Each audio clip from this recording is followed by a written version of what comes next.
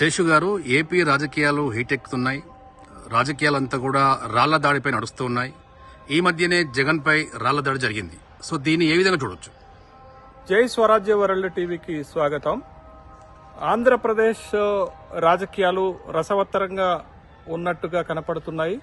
ఆంధ్రప్రదేశ్లో అటు శాసనసభకు ఇటు లోక్సభకు ఎన్నికలు జరుగుతున్నటువంటి నేపథ్యంలో అక్కడ అధికార వైఎస్ఆర్ కాంగ్రెస్ పార్టీ అధ్యక్షుడైనటువంటి ప్రస్తుత ఆంధ్రప్రదేశ్ ముఖ్యమంత్రి అయినటువంటి జగన్మోహన్ రెడ్డి ఎన్నికల ప్రచార కార్యక్రమాల్లో భాగంగా మేమంతా సిద్ధం అనేటటువంటి కార్యక్రమాన్ని తీసుకుని బస్సు యాత్రను చేస్తున్నటువంటి సందర్భం ఉన్నది. దరిదాపు 14-15 రోజులుగా బస్సు యాత్ర కొనసాగుతుంది. బస్సు యాత్ర ఇడుపులపై నుంచి ప్రారంభమై వస్తున్నటువంటి సందర్భంలో విజయవాడలోకి వచ్చినటువంటి సందర్భంలో విజయవాడలో కొంచెం టెన్షన్ వాతావరణం క్రియేట్ అయింది. విజయవాడలో అటు తెలుగుదేశం పార్టీ ఇటు వైఎస్ఆర్ కాంగ్రెస్ పార్టీ రెండు పార్టీలు బలంగా ఉంటాయి. అయితే విజయవాడలోకి బస్సు యాత్ర ఎంటర్ అయినటువంటి సందర్భంలో ఒక అనూహ్య పరిణామం జరిగింది. ఆ అనూహ్య పరిణామం అక్కడ బస్సు యాత్రలో బస్సు పైనుండి ప్రజలకు అభివాదం చేస్తున్నటువంటి ముఖ్యమంత్రి జగన్మోహన్ రెడ్డి పైన రాళ్ల దాడి చేయడం జరిగింది. ఒక రాయి జగన్మోహన్ రెడ్డి ఎడమ వైపు కణత భాగానికి తలిగింది, తీవ్రమైనటువంటి గాయమైంది, రక్తస్రావం జరిగినటువంటి సందర్భంలో ఈ ముఖ్యమంత్రి పైనే రాళ్ల దాడి చేసేటటువంటి సాహసము జరిగినటువంటి సందర్భంలో, అది ముఖ్యంగా ఎన్నికల సందర్భంలో జరిగినటువంటి దాడి ఖచ్చితంగా ఎన్నికలపైన ప్రభావం పడుతుంది అనేటటువంటి విషయాన్ని గమనించాలి. గతంలో జగన్మోహన్ రెడ్డి పైన 2019 ఎన్నికలకు ముందు కూడా విమానాశ్రయంలో కోడికత్తితోటి శ్రీనివాస్ అనేటటువంటి వ్యక్తి దాడి చేయడం జరిగింది. ఇప్పుడు కూడా ఎన్నికల సందర్భంలో జగన్మోహన్ రెడ్డి పైన విజయవాడ నగరంలో దాడి చేయడం జరిగింది. అయితే ప్రజాస్వామ్యంలో ఇట్లాంటి భౌతికమైనటువంటి దాడులను తీవ్రంగా పరిగణించాల్సినటువంటి అవసరం ఉంటుంది. భౌతిక దాడులు ఏ రాజకీయ నాయకుడిపైన జరిగినా, అధికార పార్టీ నాయకులపై జరిగినా, ప్రతిపక్ష నాయకులపై జరిగినా ఆ దాడి హేయమైనటువంటి చర్యగానే మనం చూడాల్సినటువంటి అవసరం ఉంది. దాడులు పరిష్కారం కావు అనేటటువంటి విషయాన్ని గమనించాలి.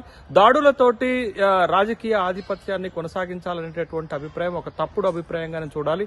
దాడులతోటి దాడు చేసినటువంటి వాళ్ళకంటే కూడా దాడికి గురైనటువంటి వాళ్లపైన ప్రజల్లో సానుభూతి వ్యక్తమవుతున్నటువంటి సందర్భాలు మనం చూసాం. కాబట్టి జగన్మోహన్ రెడ్డిపై జరిగినటువంటి దాడి ఒక హేయమైనటువంటి దాడిగానే మనం చూడాలి.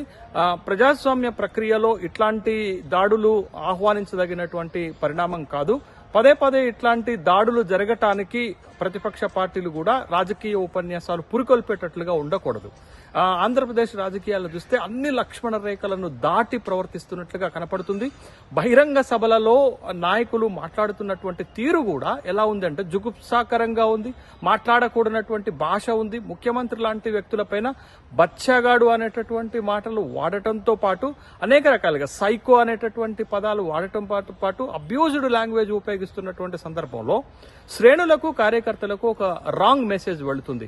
ఎక్కడికక్కడ ఫ్యాన్ను ధ్వంసం చేయండి, రాళ్లతో కొట్టండి అని అంటే ఇవాళ ఏకంగా ప్రతిపక్ష పార్టీకి సంబంధించినటువంటి సానుభూతి పరులు, నాయకులు, కార్యకర్తలు రాళ్లతోటే ఏకంగా ఆ రాష్ట్ర ముఖ్యమంత్రి పైన దాడి చేసినటువంటి ఉదంతం వీటి మోహన రంగా చనిపోయినప్పుడైనా, పరిటాల రవి చనిపోయినప్పుడైనా, మిగతా కొంతమంది రాజకీయ నాయకులు చనిపోయినప్పుడైనా ఆయా ప్రదేశాల్లో విధ్వంసాలు జరిగినటువంటి సంఘటనలు మనం చూసాం. రాజీవ్ గాంధీ చనిపోయినప్పుడు కూడా ఒక విధ్వంసాలు జరిగినటువంటి సంఘటన చూసాం. కానీ జగన్మోహన్ రెడ్డి పైన 2019 ఎన్నికలకు ముందు విమానాశ్రయంలో కోడికత్తితో దాడి చేసిన తర్వాత హుందాగా శ్రేణులకు ఒక పిలుపు ఇవ్వడం జరిగింది. ఎట్లాంటి అలజడులు సృష్టించడానికి వీల్లేదు, హుందాగా వ్యవహరించండి అనేటటువంటి ఒక పిలుపునివ్వడం జరిగింది. అదేవిధంగా జగన్మోహన్ రెడ్డి పైన ఇప్పుడు దాడి జరిగిన తర్వాత కూడా, నుదుటిపైన గాయం జరిగిన తర్వాత కూడా పార్టీ శ్రేణులకు ఒక పిలుపు ఇవ్వడం జరిగింది. ఎలాంటి దౌర్జన్యాలకు మీరు పాల్పడటానికి, హింసకు పాల్పడటానికి వీల్లేదు అనేటటువంటి ఒక స్పష్టమైనటువంటి సంకేతాన్ని పార్టీ శ్రేణులకు ఇచ్చినటువంటి సందర్భాన్ని మనం చూసాం. అదేవిధంగా జగన్మోహన్ రెడ్డి పాదయాత్ర చేస్తున్న సందర్భంలో కూడా ఒక పాదయాత్ర ఒక దశ ఊరు బయటికి వెళ్లినటువంటి సందర్భంలో జరిగినటువంటి పరిణామము, అక్కడ ఉన్నటువంటి తేనెటీగలు లేసి అక్కడ ఉన్నటువంటి కార్యకర్తలందరినీ దాడి చేస్తున్నటువంటి సందర్భంలో కూడా జగన్మోహన్ రెడ్డి పారిపోయి ఎక్కడో దాచుకోలేదు. అక్కడ ఉన్నటువంటి ప్రతి వ్యక్తి యొక్క కర్చీప్లు తీసుకొని కర్చీప్లను ఊపుకుంటూ తేనెటీగలను ప్రారదొలుకుంటూ పాదయాత్ర కొనసాగించారు. అంటే జగన్మోహన్ రెడ్డి కష్టం వచ్చినటువంటి లేకపోతే తనపైన దాడులు ఏ విధంగా జరుగుతున్నప్పటికీ కూడా ఒక స్పష్టమైనటువంటి సంకేతం ఇస్తూ ముందుకెళ్తున్నట్లుగా మనకు కనపడుతుంది. ఇది రాజకీయాల్లో ఆహ్వానించదగినటువంటి పరిణామాలు. నాయకుడు ఎప్పుడైనా మనోధైర్యాన్ని, బలాన్ని ఇచ్చేటటువంటి వాడై ఉండాలి. నాయకుడు ఎప్పుడైనా హింసను ప్రేరేపించిన వాడై ఉండాలి. నాయకుడు ఎప్పుడైనా తనకు జరిగినటువంటి నష్టాన్ని ప్రజలపైన రుద్ది ఇది ప్రజల కష్టంగా చూపెట్టకుండా ఉండేటటువంటి అవసరం ఉంటుంది. కాబట్టి ఈ 3 సంఘటనలు, తన మీద కోడికత్తి దాడి జరిగినప్పుడు, తన మీద విజయవాడలో నుదుటిపైన గాయం చేసినప్పుడు, తర్వాత తేనెటీగలు తనపై దాడి చేసినప్పుడు కూడా జగన్మోహన్ రెడ్డి వ్యవహరించినటువంటి తీరు తన వ్యక్తిత్వాన్ని, తన ధైర్యాన్ని, తను ఇచ్చేటటువంటి సంకేతాన్ని చూపెడుతుంది అనేటటువంటి విషయాన్ని మనం గమనించాలి.